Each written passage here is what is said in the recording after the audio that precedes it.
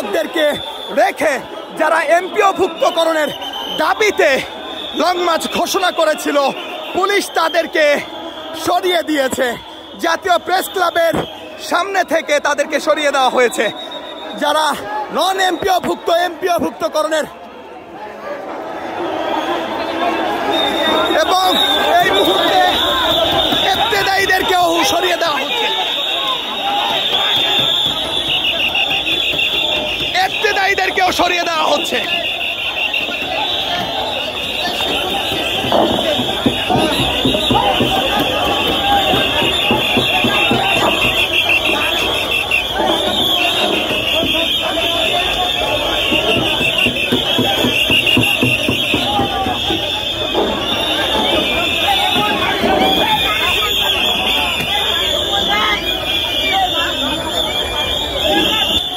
জাতীয় press club ফাঁকা করে দেওয়া হচ্ছে।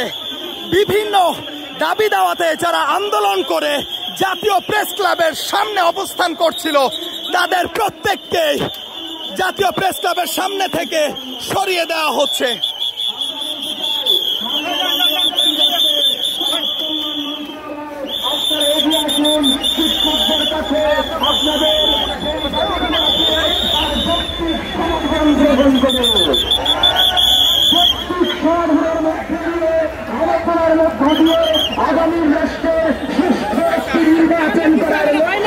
আপনারা এই শিক্ষকদেরকে পাশে নিয়ে রাষ্ট্র বিনির্মাণের প্রকল্প গ্রহণ করুন।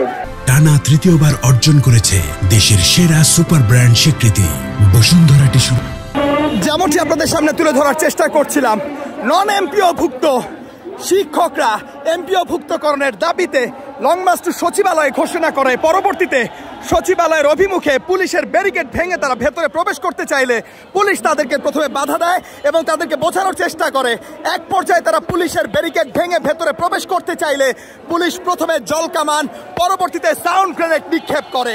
তারপরেও যখন শিক্ষকদেরকে সরানো যাচ্ছিল না, এক পর্যায়ে তারা সাউন্ড গ্রেনেড নিক্ষেপ করে এবং ধাওয়া করে জাতীয় প্রেস ক্লাবের সামনে থেকে আন্দোলনরত নন এমপিওভুক্ত শিক্ষক, প্রতিবন্ধী বিদ্যালয়ের শিক্ষক এবং স্বতন্ত্র ইবতেদায়ী মাদ্রাসার শিক্ষক যারা দীর্ঘদিন ধরে জাতীয় প্রেস ক্লাবের ফুটপাতে এবং সড়কে আন্দোলন করে আসছিল, তাদেরকে সরিয়ে দেয়। এবং দুঃখিত দর্শক, আমরা যেমনটি এই মুহূর্তে জানতে পেরেছি, প্রতিবন্ধী বিদ্যালয়ের শিক্ষকদের যে আন্দোলন সেটি চলছে, সেখানে তারা অবস্থান করছে। শুধুমাত্র নন এমপিওভুক্ত শিক্ষক যারা এমপিওভুক্তকরণের দাবিতে এখানে দীর্ঘদিন ধরে অবস্থান করছিল, লং মার্চ টু সচিবালয় ঘোষণা করেছিল এবং দীর্ঘদিন ধরে অবস্থানরত ইবতেদায়ী মাদ্রাসার শিক্ষকদেরকে সচিবালয়ের যে ফুটপাত রয়েছে সেই ফুটপাত থেকেও তাদেরকে সরিয়ে দেওয়া হয়েছে।